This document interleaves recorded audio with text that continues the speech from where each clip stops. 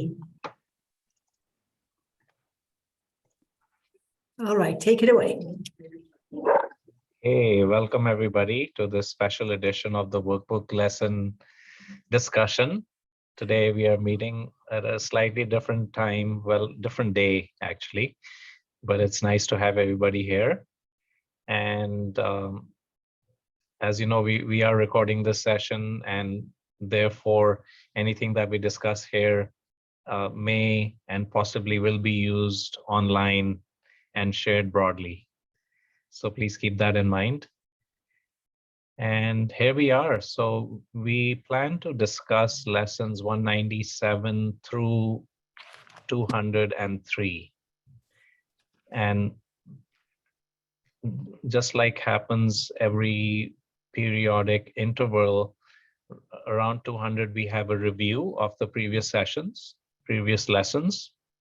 And so we will be in that mode. We'll have a couple of more detailed lessons and then more focus on the essentials through the review. So just as a quick setup.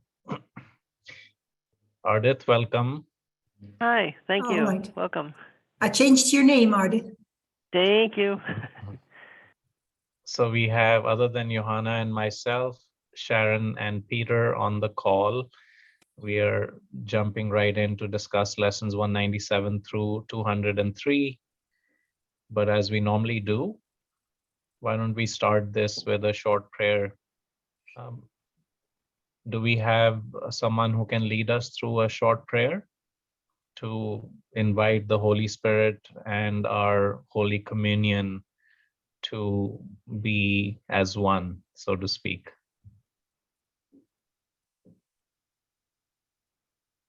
Okay. Ardith, do you have a prayer handy, or would you like to utter a prayer that comes from your heart?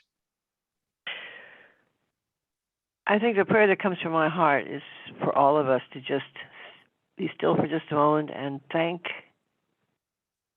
our inner guide for never letting us down. Thank the Holy Spirit for gathering us here to share these wonderful lessons and to be able to be open enough to love one another and ourselves. And as we study this together, prayer I wish for all is that we understand the deepest meaning for each one of us, that it brings us joy, happiness, and peace always.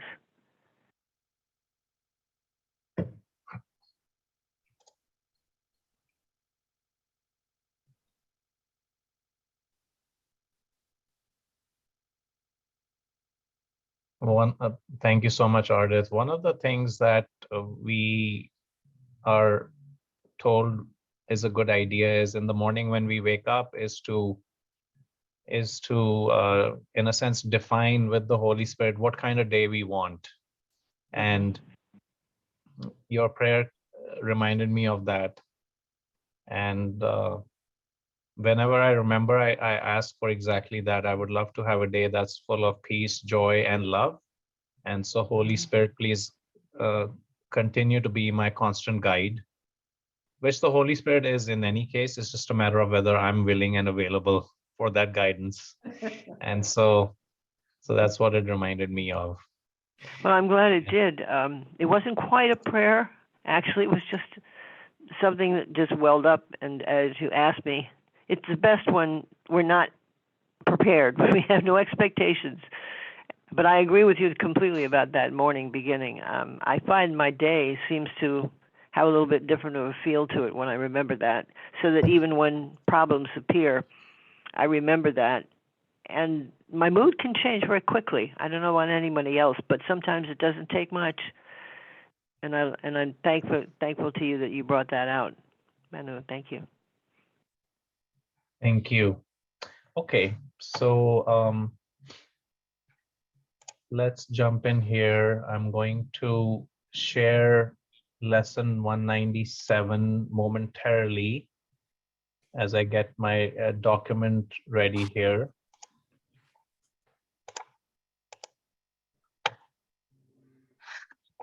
And now I'm starting to share.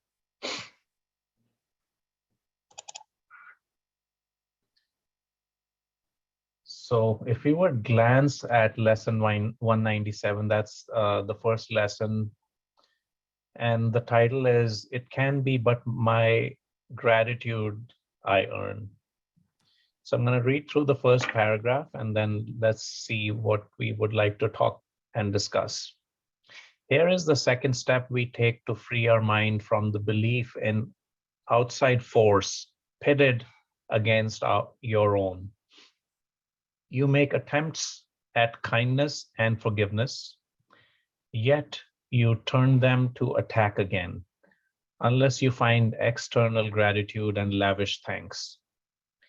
Your gifts must be received with honor, lest they be withdrawn.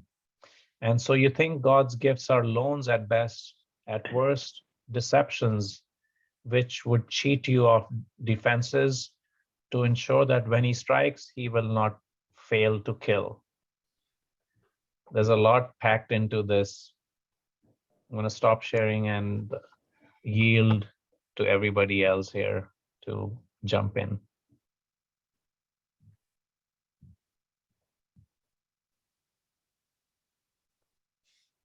Well, I'll jump in. I want to go to the second paragraph. Okay. How easily are God and guilt confused by those who know not what their thoughts can do. Deny your strength, and weakness must become salvation to you. I see yourself as bound, and bars become your home.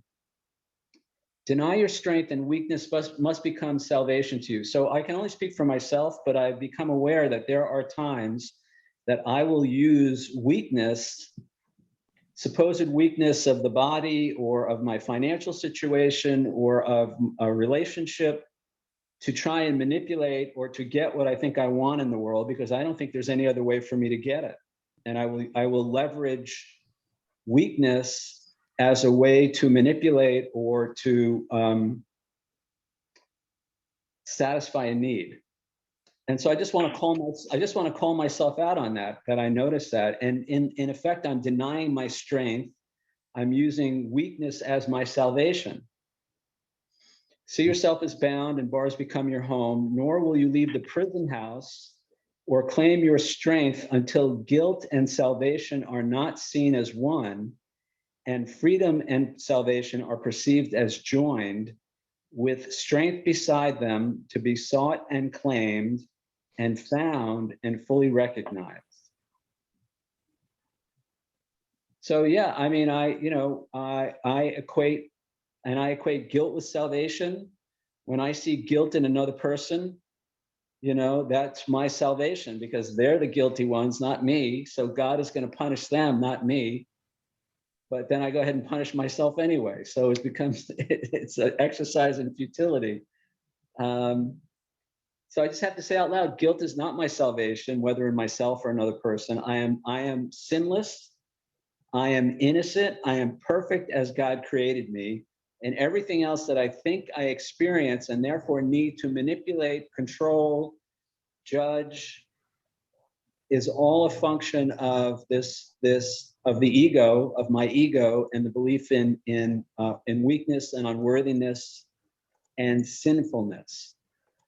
Thank you. Thank you, Johanna. Yes, thank you, Peter. I think you spoke for me too. So I heard you. But what came to mind upon listening to what you were saying is you focus on weakness instead of strength. And so what would you say is your strength, as opposed to the weakness that identifies with guilt and blame, blah, blah, blah, blah? I would say my strength is in my connection with the Holy Spirit, is in my willingness to practice the course, is in my willingness to forgive. Another strength is just awareness. I have more awareness now of when I'm in my ego, when I'm using the old modes to manipulate or control. I'm more aware of judgment.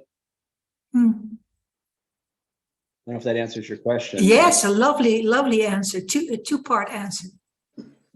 Because sometimes it helps me to, when I get bogged down by blaming myself for not getting it and stuff, to instead look at what has been given me and what is there for the stepping into. And I was just wondering how you saw that, and you've put it to words so lovely. Can you say it again? What is your strength? I just want to hear it again. I was going to say I've come a long way. I'm not who I used to be, and that gives me hope that tomorrow I can be even further along the path, back to God, back to the Holy Spirit. Yeah, being connected. Back to the truth. Yeah, back to the truth, yeah, of who you are and what life is. Seeing myself as one with my brothers, as one with, I'm more willing to do that. When that person cuts me off on the highway, I'm still willing to say, I am one with you, my brother. I give you my blessings instead of the normal reaction. Yeah, in fact, you're cutting in because that's me cutting in, and that's really me making my own way ahead. So thank you, Sharon. I wanted to know what you meant, Johanna, when you said that sometimes you beat up on yourself for not getting it. What do you get what? That the answer is to drop it and turn within and align. That's the moments when I blame myself, or when I feel like it's all futile. You mean I forget for not doing it quicker? Yeah, right. Yeah, quicker or more effectively or more consequently or consistently, that type of thing.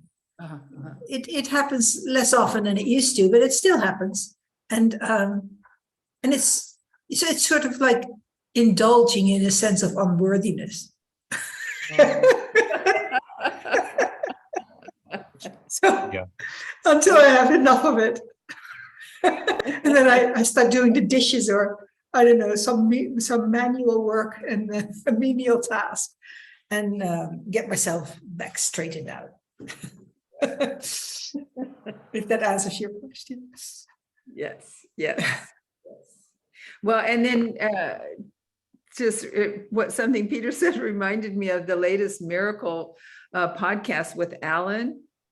Have you all heard that? That was the funniest story about the guy that, when he got so upset at the guy for cutting in and at the restaurant in front of him and his friend that was disabled, and how upset he got over that, and how he remembered to go inside and ask, and the spirit told him, buy him lunch. And he was like, no, I'm not going to buy that guy lunch. Do you see what he did? And then he had to go, oh, wait. I'm arguing with spirit. It was wonderful. If you haven't listened to that podcast, it was really good. I loved yours too, Manu. It was great. I love those podcasts. Yeah, those podcasts are great, and that's a lovely story. I first read Alan's that specific story and his general perspective in the Miracles magazine from John Mundy. And and do any of you read that? If not that you have to, but I find that very useful, very beneficial. I would love to. More is better. I don't know about him. Oh, okay. Yeah, look up John Mundy, JONMUNDY. He's a long-term practitioner and scholar when it comes to the Course. He's been associated with all the stalwarts in the past, including Ken and Judy and others. And a couple years ago, actually, is when I came across him, and actually came across an article of his where he wanted a reviewer for a book. So I wrote a short review of a book that I really loved on the Course. And then he he's so gracious. He offered me a free subscription to his magazine, which is like $30-40 a year. And but I just subscribed to it anyway because it was so good. So since then I've been reading it, and it comes out every quarter. And what's lovely about the stories that are included is it's not entirely about the course. He includes writers from people who have read A Course of Love and a few other related revelations. And so it turns out to be a great read. Oh, okay, I'll look into it. Hand up, can I say something? Yes, please. Hello. Yeah, John is super duper. He was, I guess Helen took him under her wing when he was a very young man. His whole story is incredible. I mean, Wow. just incredible. And I think if you have to pick up a book to start with, he's got so many. I'd say Living A Course in Miracles is the best one to start with. And also, he's got a great YouTube page. Just put in John, Jon, Mundy, Mundy, and there's all kinds of videos on there. He's updating them now. It's different from when he was doing it before. He was doing them live in New York City, but he covers everything, miracles, the lessons. He's got guests that come on. It's just real, and I've enjoyed them tremendously. You can just spend hours really with him. So thank you for bringing him up. Thank you, Ardith. I haven't been on his YouTube channel. I'll do that too. Do you spell his wonderful. name Jon or John? No, Jon, and then Okay. Mundy, Mundy. Yeah. Okay. Great. So what we were all referring to previously I'm not sharing it, I'm just reading it, paragraph 5 of lesson 197. God blesses every gift you give to him. And every gift is given him because it can be given only to yourself. I think that's like that's an amazing sentence. I'm just going to read it because basically, as with the atonement, we are equating myself with my brother with God. God blesses every gift you give to him, and every gift is given him because it can be given only to yourself. And so which is why any kind of a negative attack thought is also given us.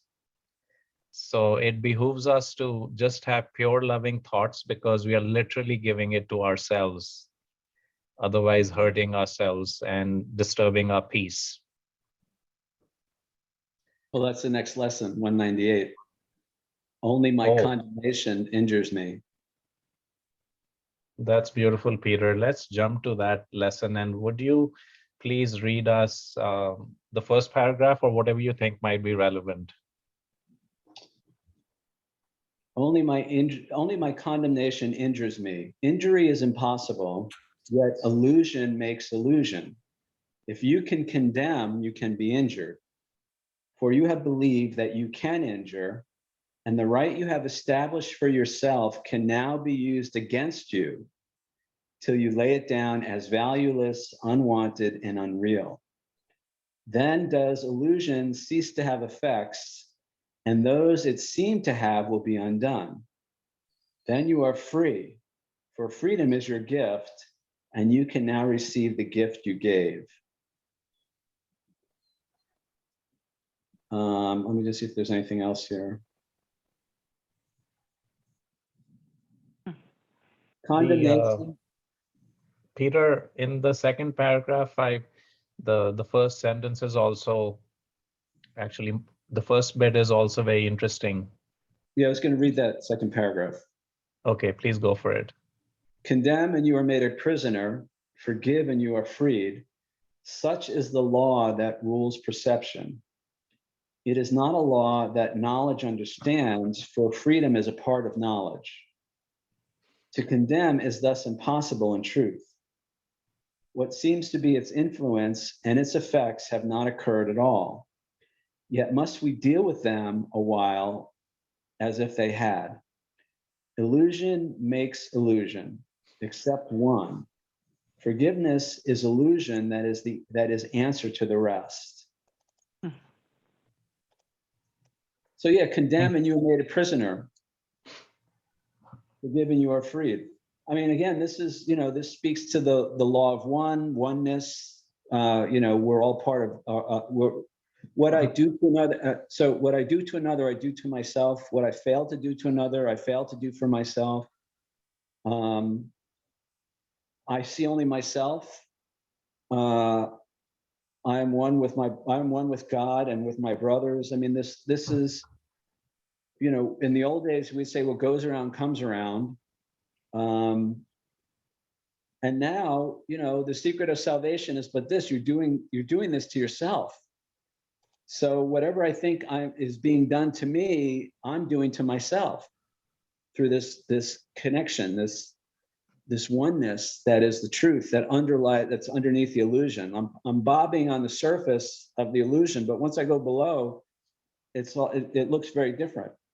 And I can see the effects that even my thoughts.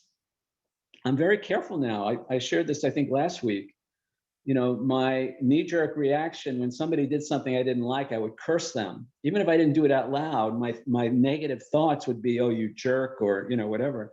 And now I try, whenever I can remember, to bless them. I give you my blessing, Holy Son of God. Give me your blessing. Something positive, to undo the do that the ego does on a regular basis. Yeah. Thank you. That's beautiful. May I say something? Ardith, yes, why don't you go next? Sharon also has her hand up. Yeah, Well, I ahead. heard Sharon, you go ahead. It's okay. Go ahead. I'll go next. Well, I was only just going to ask at the end of the second paragraph, it says forgiveness is illusion that is answer to the rest. So is it labeling forgiveness as an illusion because in reality, there is no need for forgiveness because nothing ever happened? Mm-hmm. Yeah, think I that's wanted to, Sharon, thank you. I wanted to bring that up also. Let's discuss that a little bit. And also, let's get deeper into forgiveness. What does it, we kind of do that every now and then. Let's do it once more, I think. Was there more you wanted to say? I interrupted you. Who, me? Yeah.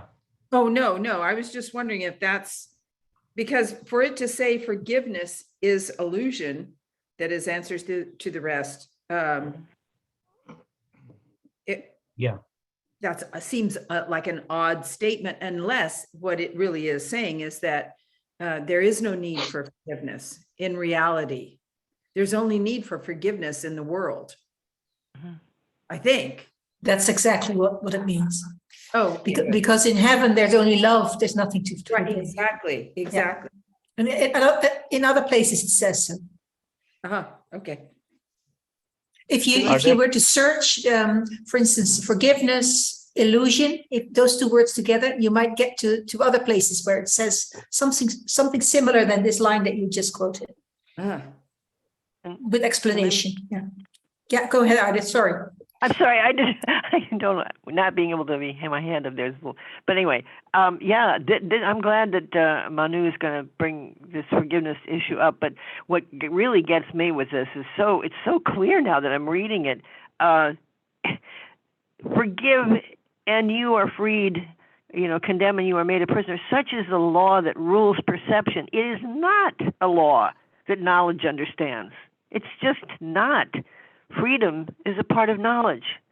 So to condemn is impossible in truth. So to answer Sharon in the short answer, let's listen to what Manu says.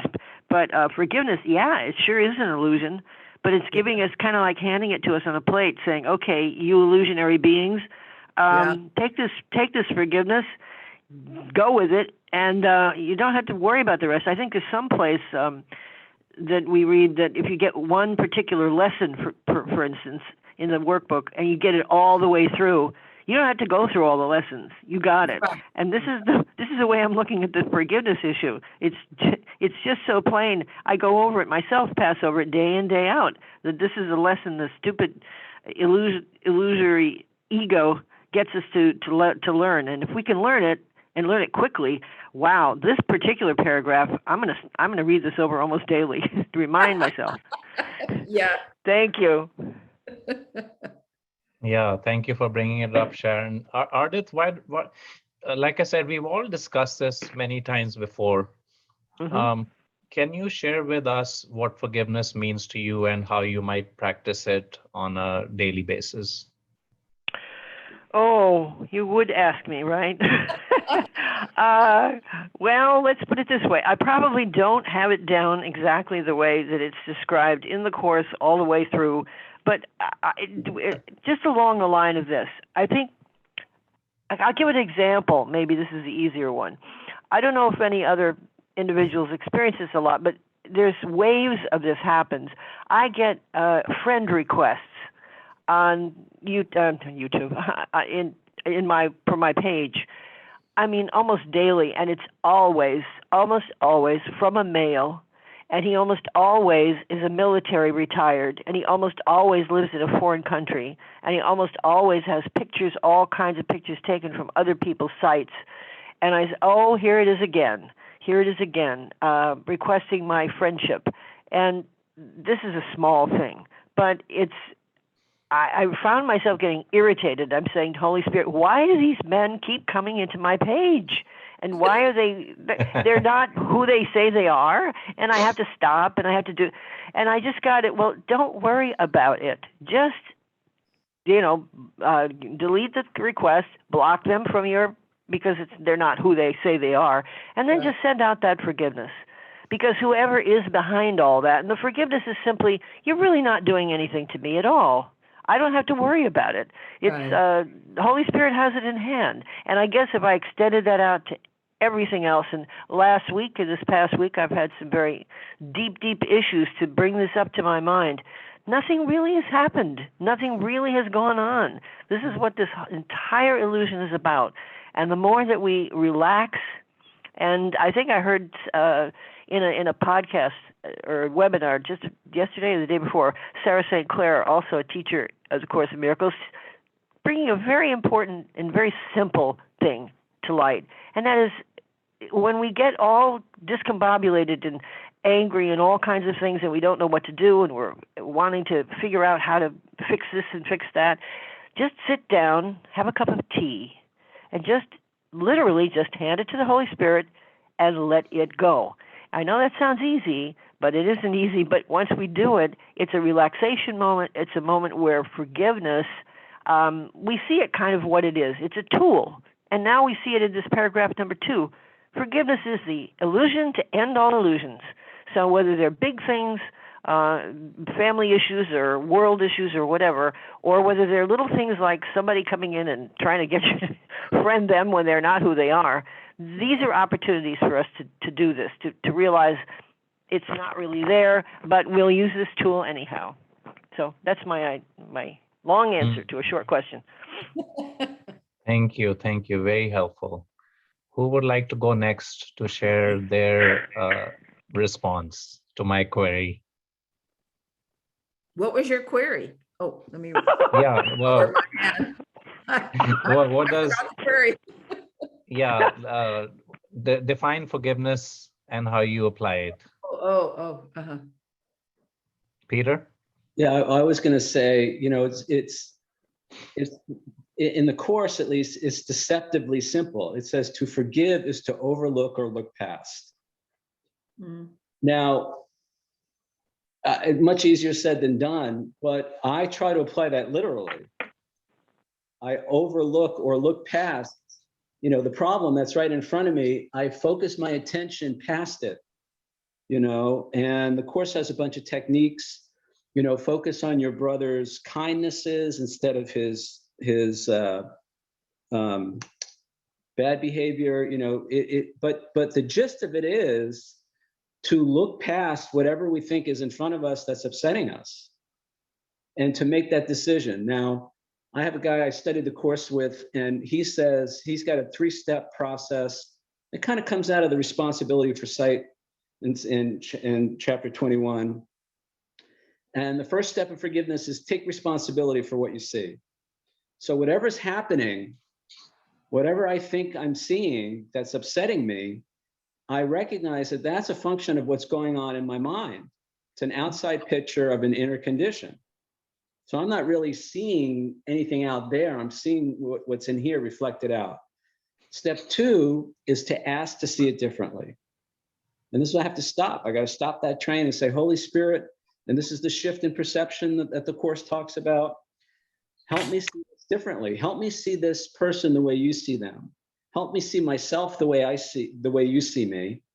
That's actually one of my favorite prayers. God, help me see myself the way you see me. But we ask to see the situation differently. And then step 3 is we got to let it go. We have to give up our agenda for what we want to happen or what we think should happen, let go of the judgment, and literally turn it over to the Holy Spirit, and be willing to let it play out. And again, much easier said than done. Ultimately, I think it is a shift in perception. It's the same situation, the same people, but I see them differently. It's just the only thing that's changed is how I see it, and really what I choose to see, what I choose to focus on. So in every instant now, I have that choice between judgment, condemnation, or forgiveness, looking past. And I did a TED Talk on forgiveness back in March. And I basically said, forgiveness is important because it's good for us. It frees us from the insanity of the world. It frees us from our angst. It frees us from, because I reckon, again, for me, I can only speak for myself, but my anger, my condemnation only hurts me. The person that I'm angry at, typically the person that I think I'm angry at, they don't even know that I'm angry or whatever. They're just getting on with their life, and I'm all resentful, and I got grievances going on, and I can't sleep, and it's insane. It's insanity, but that's a function of how I see myself. When I see myself as weak and powerless and unlovable and sinful, it's like I don't have any other recourse but to hold a grievance and hope that God will take care of them, and not in a good way. So I could feel justice has been done. The Course talks all about justice, and how the ego actually equates justice with vengeance. I'm almost done. And many years ago, it was after an event that we all know that happened to the US. I was living in Los Angeles, and I was driving down Wilshire Boulevard, and in Westwood, on the side of a huge building, there was a poster. It was like an advertisement. It was just a poster. And it was of a soldier with a rifle and military, uniform. And underneath it, it said justice. And that was it. It was just this image of a soldier, or a gun, and the word justice. And I knew, even back, this was 20 years ago, I knew that was vengeance. That was not justice. That was not about justice. Exactly. But that's the ego. The ego is so wedded to this idea of vengeance. Vengeance is mine, saith the Lord, and the Lord never said that. We made that up. All right, I'm done. Actually, on that one could also interpret it as saying that please don't take vengeance upon yourself, leave it to the Lord. And the Lord, he or she will do whatever is necessary, which is not vengeance. And thank you, Peter. That was so beautifully shared and so complete in many ways. Please, can you through email also share a link to the TED Talk? I would love to watch it and hopefully be able to share it with others. What is forgiveness, even if it's not overtly tied to the Course, but whatever form it takes, I would love to hear it. Yeah, I'll send it to you guys. And I'm going to watch or listen to your miracle podcast today. I just saw it. Oh yeah, yeah. Okay, that'll be beautiful. Keith, welcome. Keith just joined us. And can I just yes, Ardith, please go for it. I'm so sorry. Can I just thank Peter for those 3 points? Those are really good that he put forward. He just made me realize that what I just said earlier, I really don't even have to look past it anymore. This is something that's new. I'm just getting very strongly, every time I sit with something, it seems to be an irritant or seems, before it even gets a chance to jump over the fence, I just realize this is not real. And I know if I speak it to someone outside the course, they'll say, oh, come on, get with it. You can see it in front of you. And I said, no, not really. What appears to be, yes. And now this doesn't mean I don't care. And I'm not, staying away from anyone that I see that is in need or anything like that. There's a very big difference. It's hard once you get into the weeds and talking all philosophical about it. But the feeling I have, I just wanted to suggest that maybe over time we get this, it's like a switch. I can't describe it. It's just, I used to do that overlooking part, and that's why I think those steps are really important. But there's something that's just changing in me. I don't know what it is.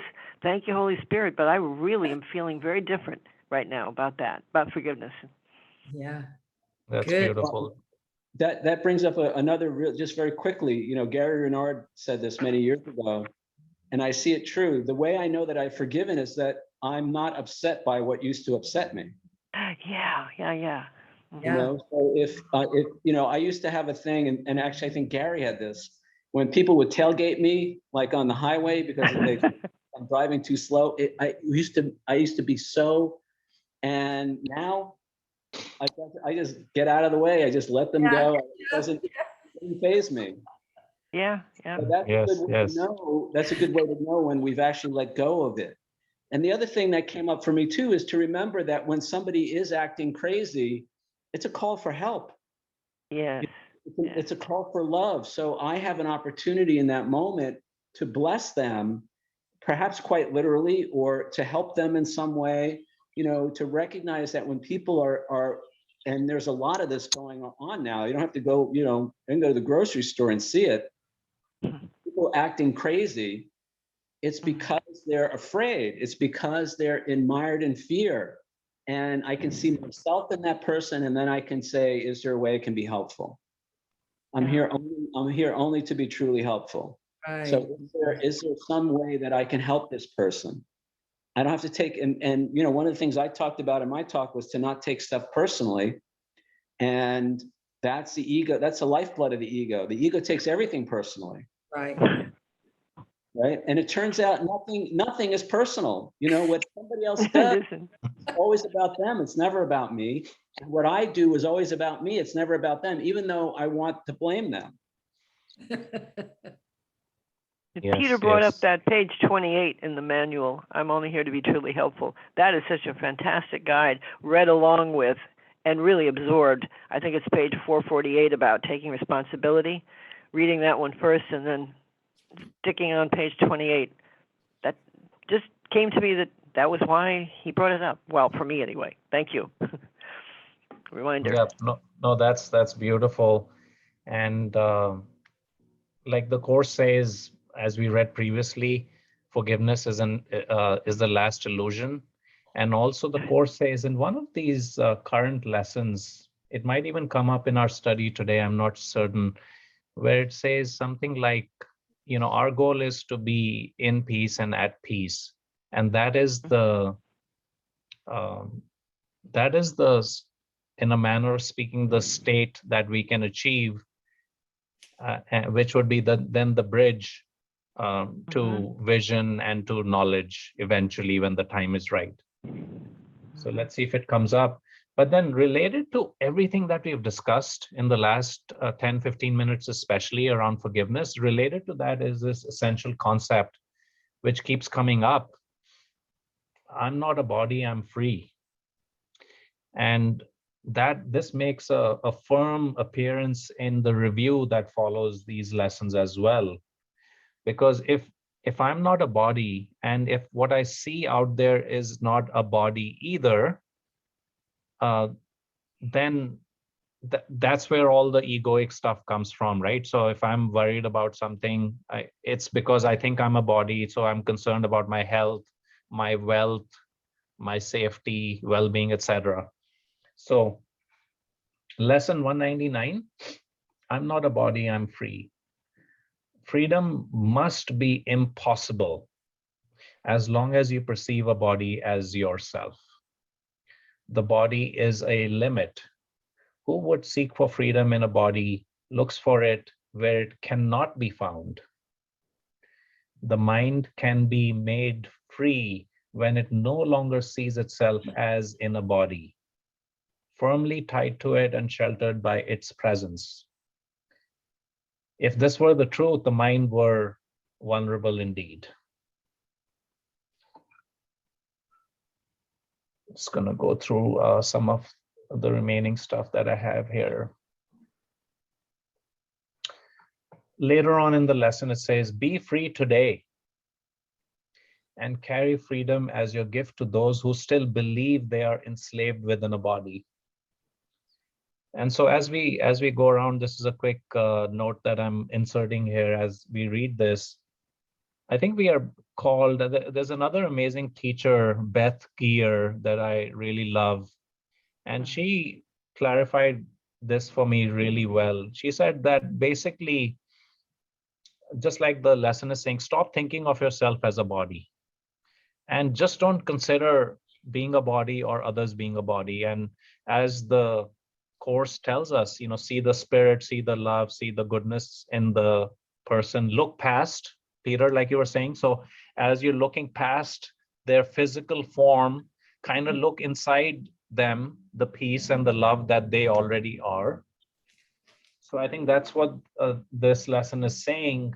Be free today and carry freedom as your gift to those who still believe they are enslaved within a body. Be you free so that the Holy Spirit can make use of your escape from bondage.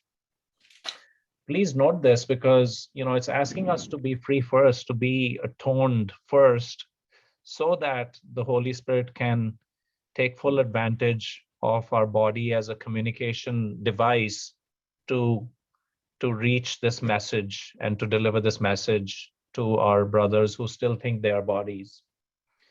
So be you free so that the Holy Spirit can make use of your escape from bondage to set free the many who perceive themselves as bound and helpless and afraid. Let love replace their fears through you. Accept salvation now and give your mind to Him who calls to you to make this gift to Him. Now, this is another amazing sentence that ties everything back to oneness. Give your mind to Him who calls you to make this gift to Him, which we are giving to others, right? So it's the other and me and Him are one. For He would give you perfect freedom, perfect joy, and hope that finds its full accomplishment in God. It's like one of those sentences where, you just listen to it and stay quiet after that.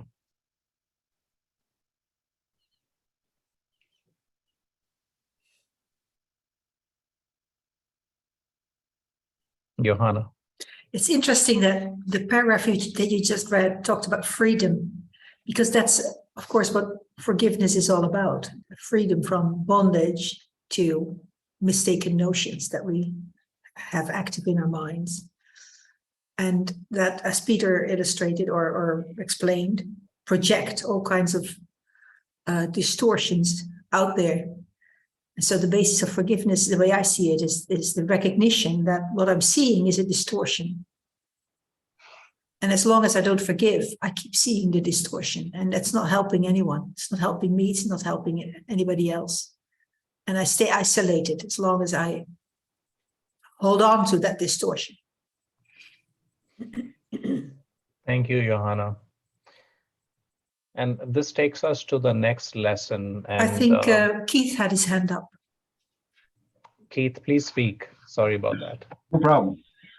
I also think of freedom, and this may sound odd, but nonetheless,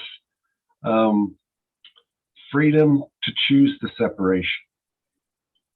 I mean, what trust must God have in us to choose the separation and yet everything be okay? So, the freedom to do what's not in our best interest, but yet he allowed us to do it. I mean, what more freedom? I was thinking of a funny thing in my mind. I'll utter it, which is, in a sense, God doesn't need to trust us because he just knows that our attempt at separation is so foolish. Not that he or she would think that way, but it's so futile. It's like, us landing on the beach on sand, attempting to do something with it that is not even possible, in terms of making structures or hurting someone. I just wanted to share that, Keith. But of course, you're so beautifully correct. Thank you. And I think the next lesson, Manu, is about peace, that what you mentioned earlier. Yeah, thank you. I was just going to reference that because I think it takes us to the next step. As we forgive, we will find the peace. And, the first paragraph here says, the lesson is there is no peace except the peace of God. Seek you no further. You will not find peace except the peace of God. Accept this fact. Just accept it.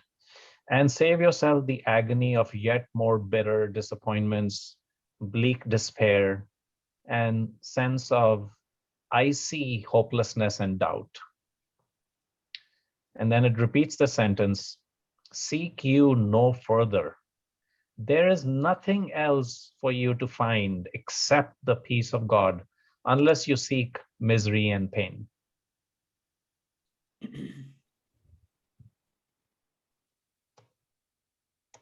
And then it says, and this is what I was getting reminded of, Johanna and everyone, peace is the bridge that everyone will cross. That's given to leave this world behind. But peace begins within the world, perceived as different. And leading from this fresh perception to the gate of heaven and beyond. I think this is very interesting because remember earlier it said that forgiveness is also an illusion, but the only necessary illusion that will take us beyond. And so, and the Course says separately many times, and it indirectly says it here, that forgiveness will result in peace, which is a fresh perception, and will help us move, go beyond. That's the bridge. Peace is the answer to conflicting goals, to senseless journeys, frantic, vain pursuits, and meaningless endeavors. Now the way is easy. It's almost like the tone goes gentle here. Now the way is easy, sloping gently toward the bridge where freedom lies within the peace of God. And then from there, finally, now is there silence. Again, the sentence, seek no further. I think that's so poetically beautiful. It just keeps exhorting us, seek no further. My dear child, it's almost like God is saying, seek no further. You have come to where the road is carpeted with leaves of false desires, fallen from the trees of hopelessness you sought before. Now are they underfoot. Peter, like you said, let's overlook these apparent perceptions. Look beyond. And now you look up and toward heaven with body's eyes, but serving for an instant longer. So the eyes that help us see the illusory perceptions will point the way eventually. Peace is already recognized at last, and you can feel its soft embrace surround your heart and mind with comfort and with love. I just have to interject one thing here, Manu, before you continue. I just want to I just have to express, I just hearing this or feeling this so much. There's something in your voice, the way you're reading this. I don't know where you can read this so others can hear you. But the Holy Spirit is really coming through you very strongly. I just feel it so strongly, and I'm so grateful for your presence here and sharing this with us. Thank you. Yeah, no single person is special. We are all special together. And so I really appreciate it because, like Peter said earlier, what you're expressing for yourself. You're noticing in yourself. And that's us. It is us. Thank you. I always say, the Course says in the psychotherapy pamphlet, we see in others all that we have not forgiven in ourselves. But we also see all the gifts in others that we haven't seen in ourselves. People mirror back to us our strengths, our gifts. The only reason I could admire Manu or anybody else is because that's in me as well. Right. You recognize that. I agree completely with what you've said. I think what came to me at that moment was because I've been getting that kind of a message the last couple of weeks, definitely, really strongly. But I think I wanted to acknowledge rather than admiring Manu, although I love him as my brother, is that the stream of that was coming through loud and clear and was reaching to the depths. I just wanted to share that part. Yeah, we've opened a channel here together. This is a holy instant for all of us. Absolutely. In love and brotherhood, sisterhood. This is us. Thankfully.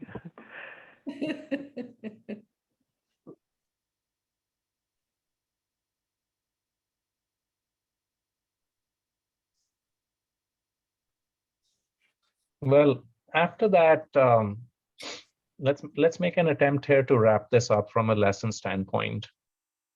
So after that, there is the review section, which focuses on a couple of top ideas. The first one being very central, which then gets repeated in our review on a daily basis, and we've talked about that. I'm not a body, I'm free, for I am still as God created me. So, as we know this is a very central message. And as we look, quote unquote, look at ourselves or at others, we are reminded to not think of ourselves as a body. And then it goes on to say later in the review in italics, once again, whenever, and this goes back to what Peter was reminding us and we were discussing, whenever we have attack thoughts or negativity rise up, and as soon as we recognize it, one other possible way to address it is to say something like, this thought I do not want. I choose instead something else. And then obviously that something else can be inspired from the Holy Spirit, whom we give this up to. In fact, towards the end, it also says that this review itself we offer to him. This discussion and this conversation we offer to him because we are here to be truly helpful. And we want to be the channel, the message to everyone else that we even think of or see in front of us. And then, like I said, the next few lessons really reiterate that message and just keep taking us deeper into this journey.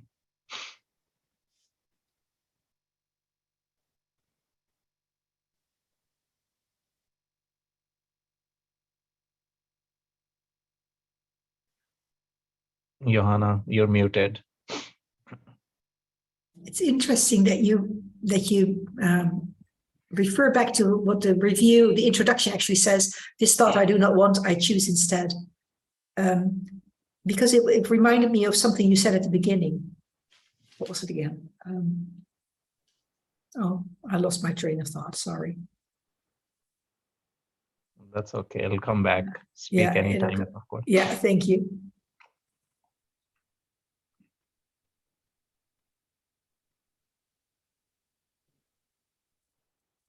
But the idea of that, this thought I do not want, I choose instead, that gives you freedom, doesn't it? Because right then and there, you turn around. You cannot say this without turning around. Very powerful.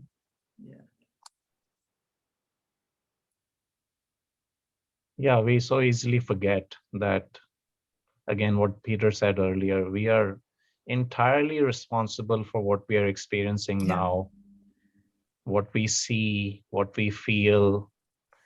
And so it means we are entirely capable of choosing again. Yeah. I talk about, in my book, I talk about the relationship between power and responsibility. And it turns out they're the same thing. You can't have one without the other. The Course says somewhere in there, I think it's it might be in chapter 21, you don't realize that all your misery is caused by the idea that you're powerless. That we have that's how I define myself as a victim, that other people, situations have power over me. But the power is only a function of me giving away that power by not taking responsibility for what I'm thinking, what I'm feeling, what I'm saying, and what I'm doing. As long as it's somebody else's fault that I feel the way I feel, I can't change how I feel. Exactly. So the Course invites me over and over again to exactly what Manu just read, this idea that I can choose my thoughts, and I can choose thoughts that save me. I can choose or that heal me. I can choose thoughts that save me. the grief and the grievances, I am always choosing. And so when I begin to take responsibility, stop blaming everybody else for how I feel, I get my power back. And then I'm no longer a victim. And I'm truly not, at that point, I'm truly not a victim of the world I see, because I've taken responsibility for how I react to that, or better, how I respond to it. Thank you, Peter. Sharon? For me, it's important to me to remember that when I choose, I'm teaching. And that, I need to remember that. So I need to make sure my choices are all on the side of the Holy Spirit. So I'm teaching myself and everyone around me what's real. Yep, that's such a great reminder. We are teaching and therefore creating. We are basically taking back our responsibility. And I think to wrap this up, then I'm going to read a couple of sentences, a couple of pieces from the lessons 2202 and 201 after that, where it's really a prayer in my reading. So I'm going to share that, and this will be a prayer that we can close our eyes and call this a great conversation for all of us. Why would I choose to stay an instant more where I do not belong, when God himself has given me his voice to call me home? That was from lesson 202, and then 201. No one but is my brother. I am blessed with oneness with the universe and God, my Father, one creator of the whole, that is myself, forever one with me. I'm going to repeat the last sentence. I am blessed with oneness with the universe and God, my Father, one creator of the whole, that is myself, forever one with me.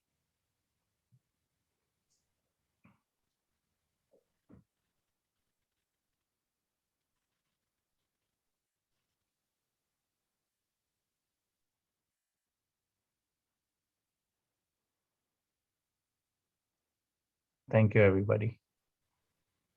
You. Thank you, Manu. Keith, did you want to say something? Yes, as new to the group, I just want to confirm that this is typically a Tuesday only. I was going to confirm that again at the end of the session, that this was just a one-time Wednesday thing. For the rest of the year, it'll be Tuesday. On request of Peter, we are going to consider moving it to Wednesday, but that won't happen within the next few months. Perhaps next year, we'll see. We'll see. Thank you. Yeah, so Tuesday, same time, same link. Bye, everyone. Bye-bye. Bye. Bye-bye. Thank Bless you. you. Bye, guys. Thank you.